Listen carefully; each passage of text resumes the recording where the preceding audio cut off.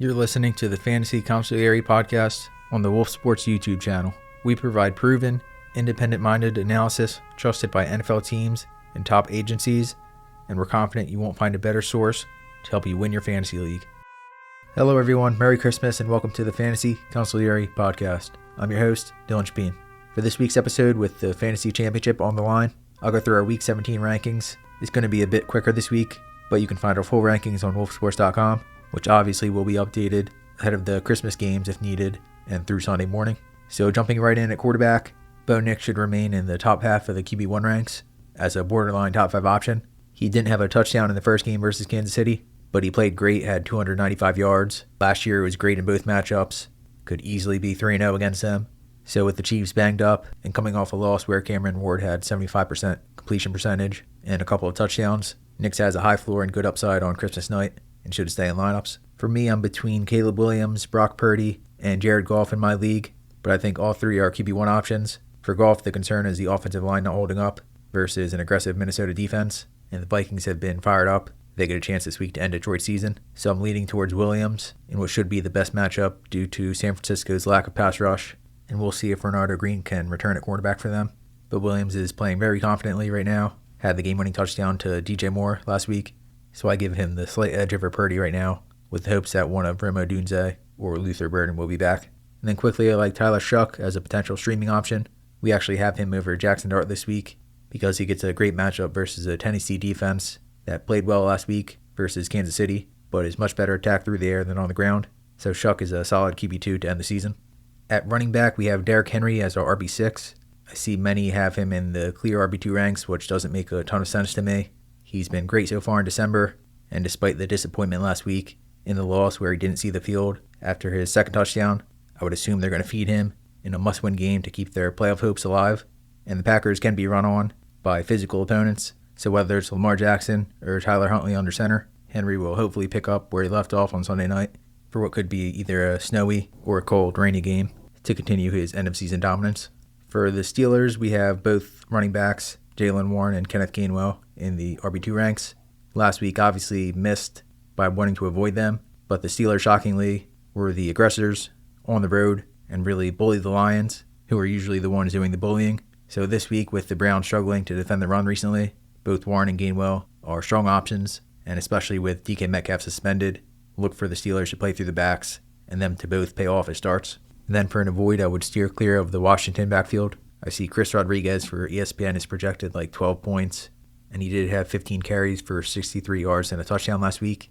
But Jacory Krosky-Merritt also came through with a goal line score, and the Dallas run defense has been much better with Quinnen Williams on the field. So if he's back on Christmas, Rodriguez probably someone to avoid. If you can, it's more of a touchdown or bust option. At wide receiver, obviously if you have CeeDee Lamb, you're playing him, and he's come through with big December performances in the past. So with Washington struggling mightily on defense, I like him to have a monster game. Remember in his first game back in October, he had this 74-yard touchdown versus Washington, and his last touchdown came on Thanksgiving. So again, I expect a monster game from Lamb, so something to consider for DFS lineups. As the wide receiver 11, we have Jameson Williams, who has suddenly become a top 10 option on the season in half PPR leagues. It was obviously a slow start, but we recommended JMO as one of the top ILO options, and he's certainly come through since the bye, outside of the zero-catch performance versus the Giants. Other than that, he has 66 yards in every single game. Over the past 4 weeks, he's seen 9 targets in every game, and since Dan Campbell took over as play caller, he has a season-long pace of 87 receptions, 1,581 yards, and 10 touchdowns in 7 games. So after 66 yards and a score in the first meeting versus Minnesota, JMO should be a wide receiver 1 on Christmas. And then a couple of thoughts for guys who might be available to potentially play this week. For me, I have DK Metcalf suspended and Devontae Adams out, so I need to play Jaden Reed for the first time. But again, that could be a sloppy winter game with either rain or snow in the forecast, and I think Reed is the type that could thrive in those conditions. The upside hasn't really been there, but he's at least shown a high floor with at least 41 total yards in all 4 healthy games this season, and maybe that upside will be unlocked as we've seen in past years when Reed has been featured. So in a big game for the Packers, we have him as the wide receiver 27 for Week 17. And then I mentioned the Bears with Remo Dunze and Luther Burden, both questionable heading into Sunday night.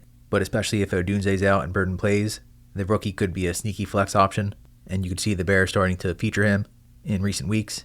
so we'll have to keep an eye on the practice report this week. But if Burden's back on Sunday night, and again, especially if Odunze is out, he could have a high floor as a flex option and underrated upside in lineups for Week 17. And quickly at tight end to finish things off, ideally you have a top option and don't need to worry about streaming, but make sure you play Dalton Kincaid if you have him. Last week was a forgettable game for the entire Buffalo passing attack, and I think he's too good to bench for a potential shootout versus the Eagles. But for the names that might be available, Darren Waller gets a great matchup versus Tampa Bay, who remember couldn't stop Kyle Pitts a couple of weeks ago. Although they were quiet last week and over the past couple of weeks, I have a good feeling about Isaiah Likely and Mark Andrews versus Green Bay, no matter who is under center. And for the Steelers, all three of Darnell Washington, Pat Freiermuth, and Jonnu Smith should be more involved with Metcalf suspended. So surprisingly, plenty of options to choose from at a shaky position for the Fantasy Championship. So that will conclude this episode. As always, you can find our full rankings and analysis on wolfsports.com. And if you're a Fantasy Consigliere member, feel free to reach out with any questions you might have. Until next time, Merry Christmas. Thank you for listening. I'm Dylan Chapin. This was the Fantasy Consigliere Podcast.